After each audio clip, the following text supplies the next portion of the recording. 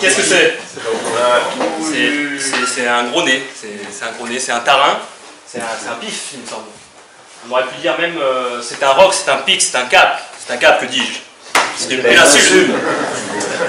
Je pense que vous avez compris, aujourd'hui on va parler du nez, mais surtout d'une de ses fonctions, l'olfaction. Alors l'olfaction,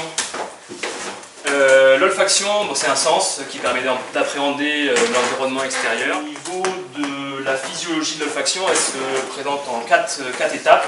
L'aéroportage de l'odeur, tout ce qui se passe tout autour du récepteur, la transduction et l'intégration sensorielle. Et donc le potentiel d'action qui arrive au bulbe. Les voies en fait olfactives sont très courtes, il n'y a que 2 neurones et elles ne passent pas par le thalamus. Et du bulbe, on arrive directement au cortex olfactif qui se situe au niveau de l'amygdale. Et après, du cortex olfactif, il y a un dispatchement de cette information qui arrive sur différents centres. Je ne sais pas si vous les du coup, différents centres. Donc le système limbique qui va activer plutôt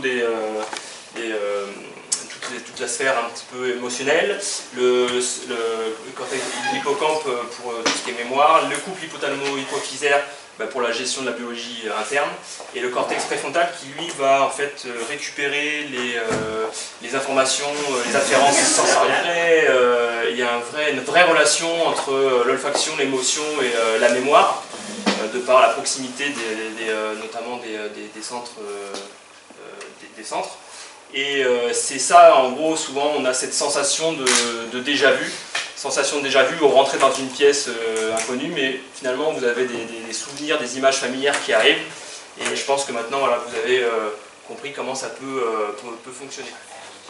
Et du coup, bon, en fait c'est un test qui est intéressant, mais parce que donc il présente une odeur très importante, mais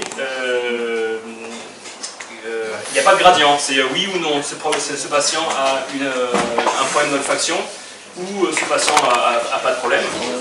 Et c'est cette histoire de gradient en fait que je n'avais pas finalement, qui m'a obligé à utiliser donc une échelle visuelle analogique classique que j'ai adaptée donc à l'olfaction. 0, vous ne sentez pas d'odeur anosmie. Et 10, je sens une odeur très très forte, presque, du coup c'est douloureux, répulsif. L'étude, la population de cette étude, donc 20 personnes, 7 femmes, 13 hommes, en moyenne de 35 ans, avec un écart type de 10. Le plus jeune 23 ans, le plus vieux 65 ans. Non, ce n'était pas Jérôme.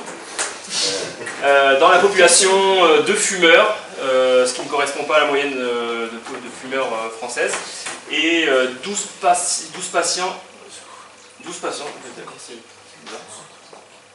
c'est bon, il y a un petit bug d'affichage, 12 patients issus donc, des étudiants de Rochefort. Quand on regarde donc, ces résultats, l'ostéopathie a un effet sur l'olfaction.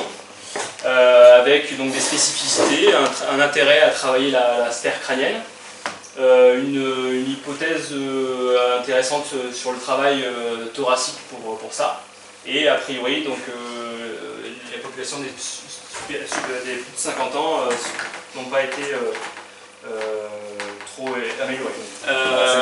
Conclusion, donc ce soir on a pu partager un bon moment. On a pu partager des connaissances olfactives et des diagnostics d'opportunité. Donc je rappelle juste cette étude, c'est un protocole boîte noire avec des tests validés, des biais de population importants, mais quand même 60% de la population a été améliorée, peu sur la population des plus de 50 ans, avec des spécificités. Donc le crâne a priori a un impact sur l'olfaction. Le thorax aussi également, donc moi voilà, je pourrais dire ce soir que l'ostéopathie a un effet à court terme sur l'olfaction. Yeah.